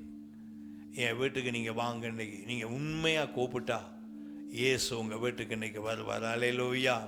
அதான் இயேசு வந்த வீட்டில் சந்தோஷம், இயேசு வந்த வீட்டில் சமாதானம், இயேசு வந்த வீட்டில் மகிழ்ச்சி, இயேசு வந்த வீட்டில் நிறைவு. இவெல்லாம் ஆண்டவர் வார்த்தையை நமக்கு சொல்றபடியா எல்லாம் ஒப்பு கொடுப்போமா? அல்லேலூயா. ஆண்டவருடைய குடும்பங்களாய் என்னை மாற்றிக்கொள்கிறேன். அல்லேலூயா. ஓ அல்லேலூயா. என் இருதயம் இறங்கட்டும். பிழையான வழியிலேருந்து இறங்கி வாரேன் ஆண்டவரே. இனிமேல் நான் அதை செய்ய மாட்டேன் ஆண்டவரே. என் வீட்டுக்கு நீங்கள் வாங்க ராஜா. என் இதய வீட்டுக்குள்ள வாங்கப்பா. என் வீட்டுக்குள்ள வாங்க. 4 மதில் உள்ள செவுரு என் வீட்டு, அதுக்குள்ள வாங்கப்பா. என் வீட்டுக்கு நீங்கள் வராதனால தான் என் வீட்டில் குறைபாடு காணப்படுகிறது, என் வீட்டில் வியாதி காணப்படுகிறது, என் வீட்டில் இல்லாமை காணப்படுகிறது, சோர்வு காணப்படுகிறது, தரித்திரம் காணப்படுகிறது. இயேசுவே வாரும், வாரும் என்று கூப்பிடுவோமா? ஹல்லேலூயா.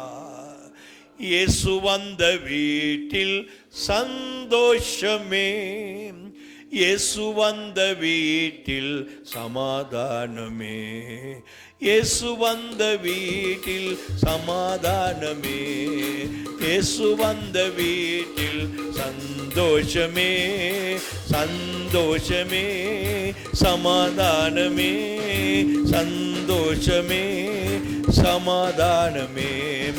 இயேசு வந்த வீட்டில் சண்டை இல்லையே, இயேசு வந்த வீட்டில் வகுப்பு இல்லையே, இயேசு வந்த வீட்டில் சண்டை இல்லையே, இயேசு வந்த வீட்டில் முறுமுறுப்பு இல்லையே.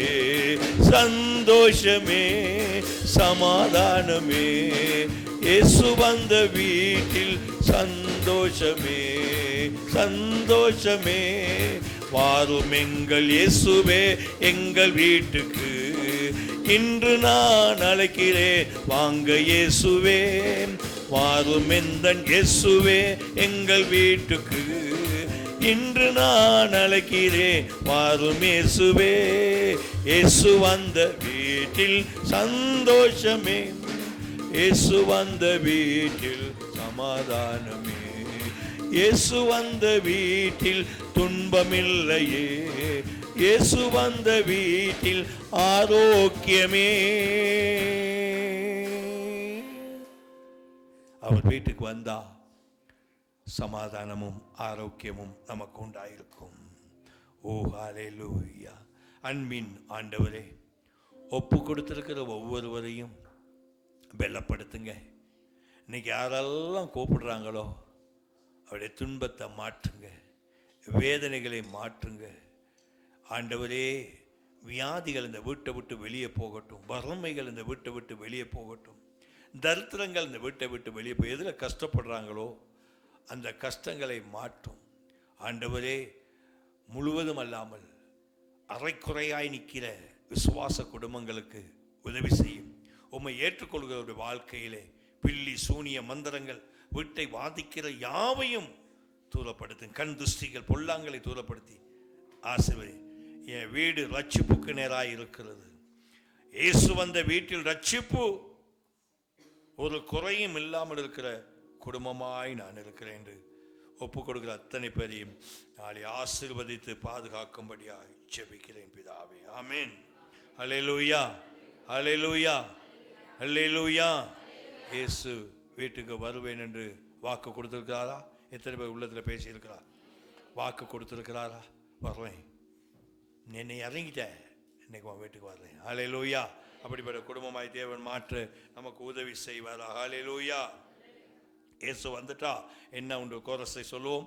இயேசு வந்துட்டா, சொல்லுங்க, இயேசு வந்தா எனக்கு சந்தோஷம் உண்டு, பாவம் இருக்காது. ஹல்லேலூயா.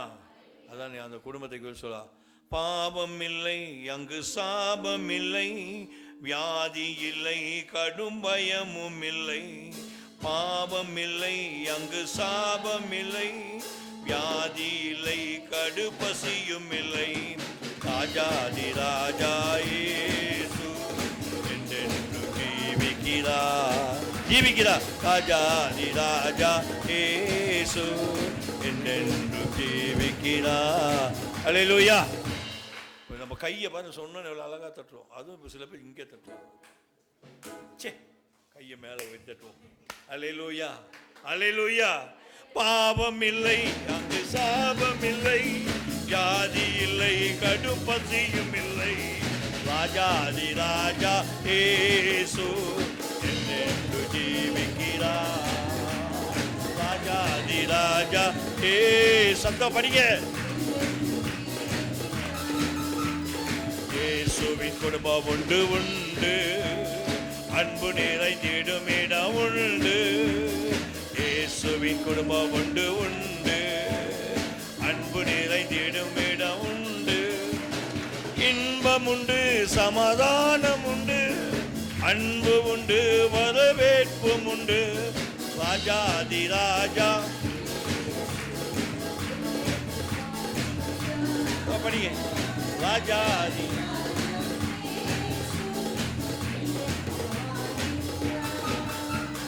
ராஜாதி ராஜா இயேசு. அடுத்து, இன்பம் உண்டு, சமாதானம் உண்டு, வெற்றி உண்டு, துதி பாடல் உண்டு. இன்பம் உண்டு, சமாதானம் உண்டு, வெற்றி உண்டு, துதி பாடல் உண்டு. ராஜாதி ராஜா இயேசு என் வீட்டில் வாழ்கின்றார். சொல்லுவோம், ராஜாதி ராஜா இயேசு என் வீட்டில் வாழ்கின்றார். கிறிஸ்துவின் குடும்பம் உண்டு உண்டு.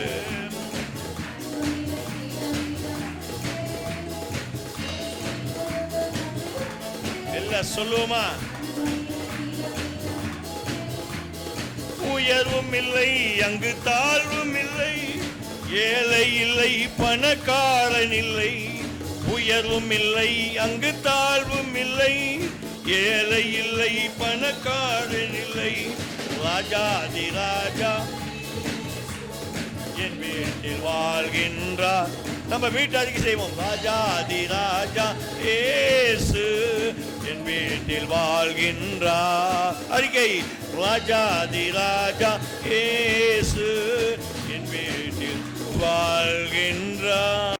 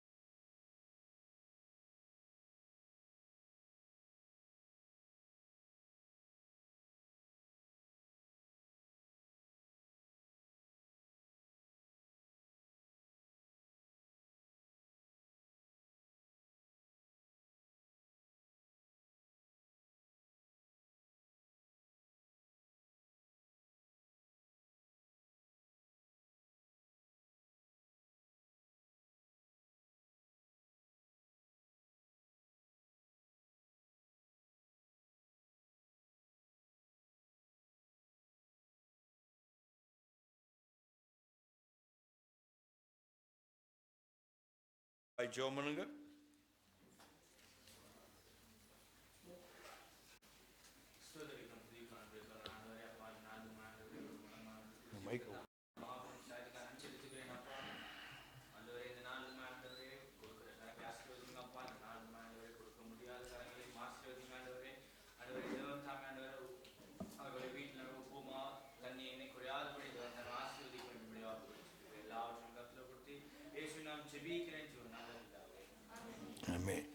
கையில் இருக்கிற பிரயாசத்தை ஆண்டவர் ஆசீர்வதித்திருக்கிறார். ஆமென். அல்லேலூயா. இயேசுவின் குடும்பத்துக்கு இருக்கிற ஆசீர்வாதமே கொடுத்து பெற்றுக்கொள், மடி நிறைய சரிந்து விழும்படி போடுவார்கள். பாடலை பாடும் பொழுது வரிசையாக காணிக்கையில் செலுத்துவோம். காணிக்கை செலுத்திட்டு போயிடக்கூடாது. விசேஷமான ஒரு அறிவித்தலை முன்கூட்டி சொல்லுகிறேன். உங்கள் ஊழியக்காரனும் எனக்கு மகனுமான மகன் கிங்ஸ்லி சில்வா, அவனுடைய பிறந்த நாள் இன்றைக்கி ஞாயிற்றுக்கிழமை வந்துச்சு. இன்றைக்கி ஞாயிற்றுக்கிழமை ஒரு வயதை ஆண்டவர் கூட்டி ஆசீர்வதித்திருக்கபடினால் பெரிய கேக்க வெட்டலை, சின்ன ஒரு கேக்க வெட்டுறோம்.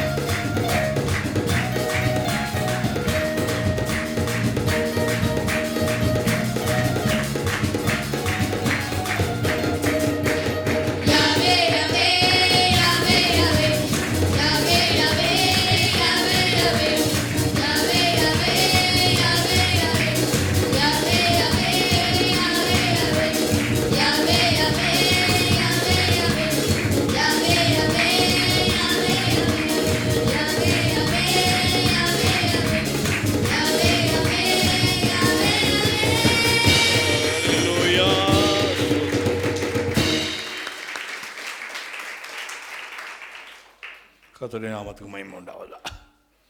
அறிவித்தல் எதிர்வரும் 20ஆம் தேதி ஊழியர்கள் சண்டே கிளாஸ் டீச்சர்ஸ் அவங்களுக்காக 2 நாள் மீட்டிங் இங்கே நடைபெறும்.